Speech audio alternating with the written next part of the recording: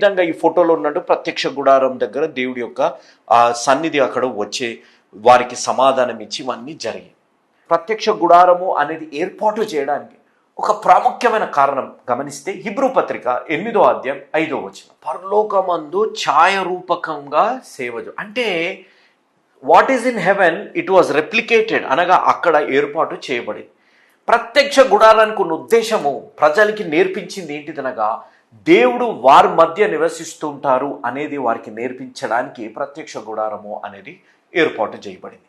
ఇది మనము గమనించగలిగాం. కాబట్టి ఈ విషయంలో మనం ప్రాముఖ్యంగా కొన్ని విషయాలు మనం గమనిస్తే, ప్రత్యక్ష గుడారంలో ఉన్న సమయంలో, ప్రత్యక్ష గుడారము ఉన్న సమయంలో మీరు గమనిస్తే ఏదైనా పాపము జరిగినప్పుడు, ఏదైనా పాపం మనిషి చేసినప్పుడు ఒక బలిని అర్పించి, ఈ దృశ్యంలో మీరు గమనిస్తే ఒక బలిని అర్పించాక లోపలికి వెళ్ళడం, అక్కడ పరిశుద్ధ స్థలం, తర్వాత అతి